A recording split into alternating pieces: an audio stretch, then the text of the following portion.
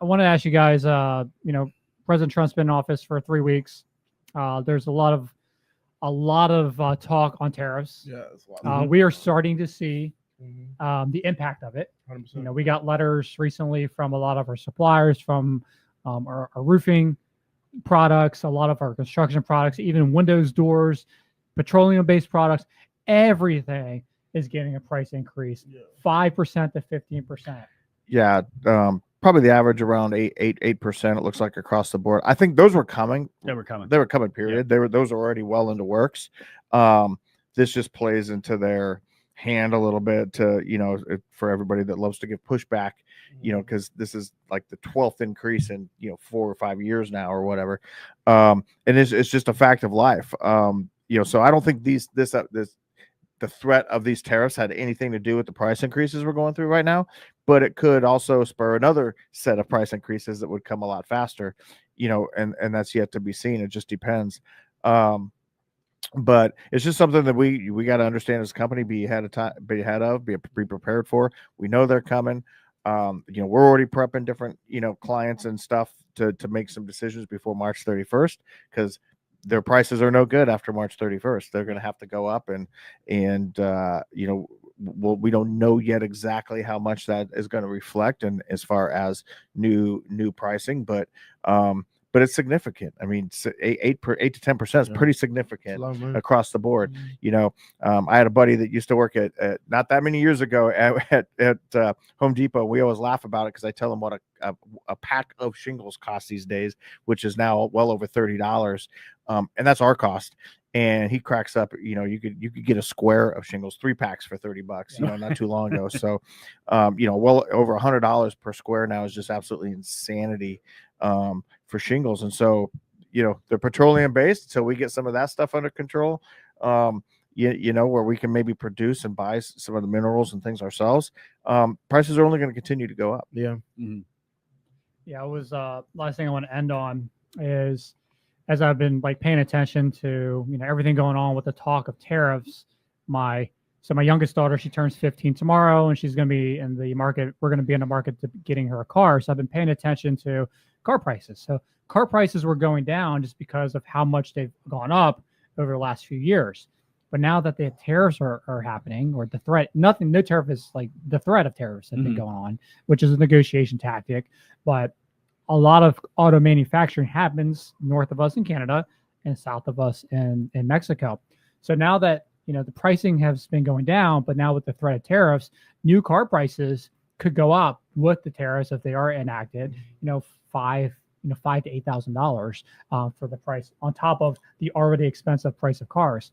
So my kind of prediction is, the manufacturers that do manufacture in the U.S., those are going to be kind of the most popular cars because they're not going to have that extra price. But then used car market is really going to take off again, because there's going to be such a huge difference of price in the used market versus a new car that now costs $5,000 to $8,000 more than what they are already priced at. What do you guys think of that? Yeah, I think you're on to something there. I think the thing with the tariffs, if you look what President Trump is doing, this is what I'm prepared to do. Give me what I want, right? And what he wants is, in this particular, with the northern and the southern, what he wants is a closed border. And he wants a safe border, right? And it took the threat of, because we'll figure it out, right? We're resilient. We will figure it out. I will say that the Mexican economy and the Canadian economy need our dollars much more than we need theirs, right? So if the point is like the fentanyl, crisis, like we lose 100,000 people a year that are overdosing from this stuff, and we know where it's coming from, right? So it's coming across from Canada, it's coming across from Mexico, and it's being manufactured in China. Okay, so let's stop that, and we'll keep trading with you fairly, but we're going to make it fair to where everyone else is not benefiting off the back of the American taxpayer. What I also love is, the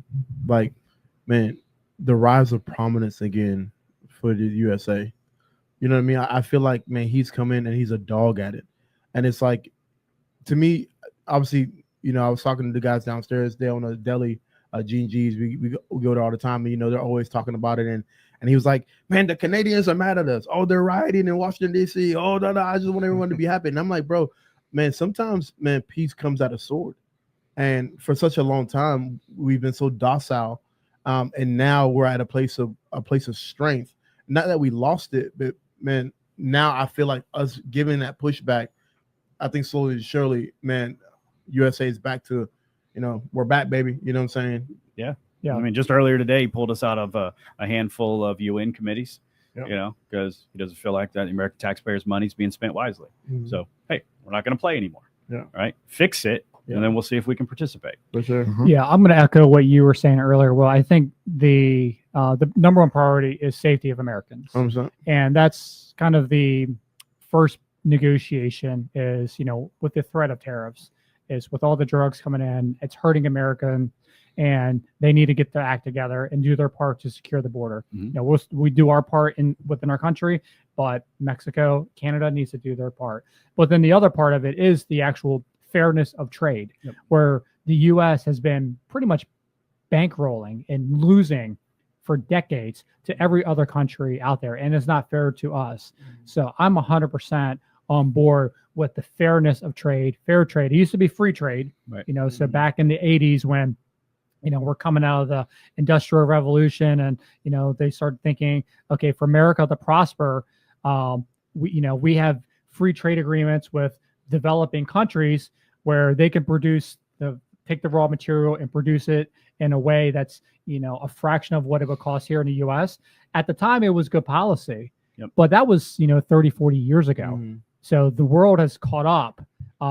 If you look at the economies of like China and how much the U.S. has done to help them, now they're holding it against us to their advantage. Where we're supposed to be free trade for us to help them, now it's like they feel like they are basically putting us in a position that we have to follow their will, Mhm. and that's not the way it was supposed to work. For sure. So I love that Trump is basically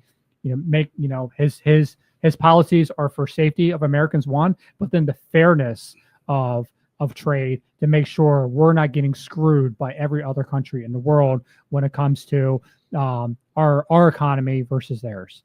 Yeah. And I would encourage everyone to do your own research and not just jump into what the news is telling you about how Mhm. bad things are going. I was trying to pull it up.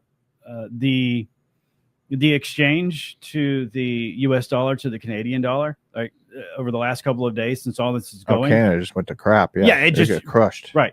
The US dollar strengthened because of the actions that the US president is doing. 100%. The news is telling you that Mhm. we're all about to starve to death. Yeah. Yeah, But really Mhm. what it did was like for every dollar, every US dollar, it took like 0.69 of the Canadian dollar, right? look, So- the narrative is screwed up when Jon Stewart, no love for him, by the way, but Jon Stewart comes out and says that quit parading out Chuck Schumer to do the talking for the Democrats because his same old tired crap that he comes out with.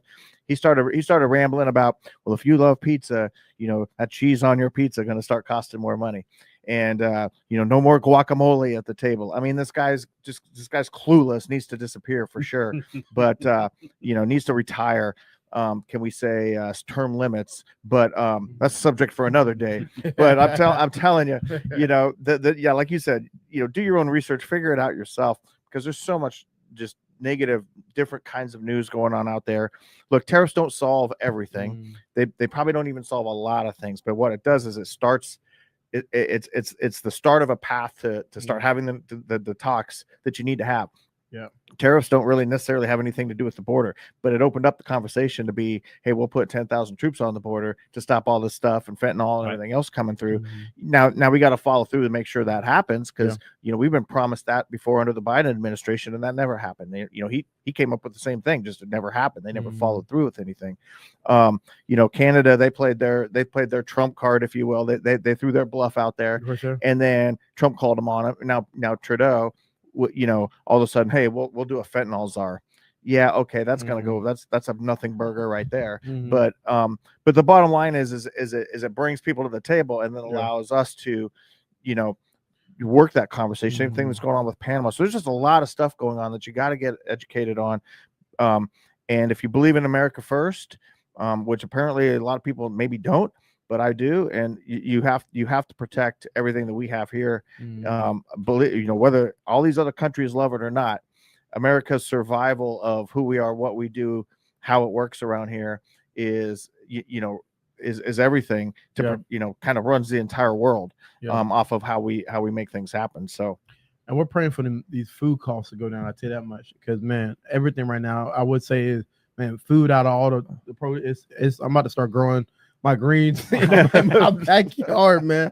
It is crazy. Man, I got a rotisserie chicken at Publix 2 nights ago. It's like over $8, man. It used to be like $6. That's what I'm saying. No, it's crazy. Crazy. It's ridiculous. All right, last thing I want to end with is, we're definitely there's a lot of volatility right now as, Trump is, in his first 100 days of office. Yep.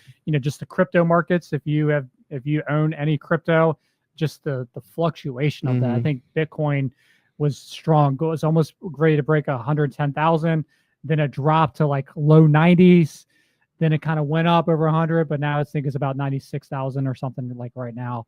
So if you got your stop losses, I think there's opportunity there. Obviously, I'm not getting financial advice, or by any means, but it's just cool. You look at these graphs. I mean, everything is like, just like looking like a saw with the ups and downs. So a lot of volatility in all the markets, not just crypto. As we just kind of get through these first 100 days of the new administration change, a lot of stuff happening. Jacksonville is the place to be. We feel like Jacksonville is the impetus of what America truly is, a very diverse city.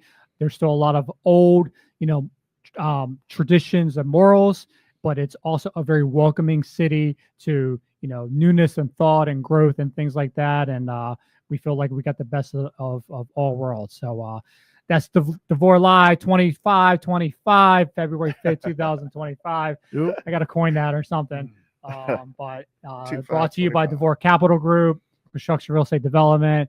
Signing off, Scott DeVore, Wes Deason, Will Reed, Athenatufaman. Until next time. Peace out. See y'all.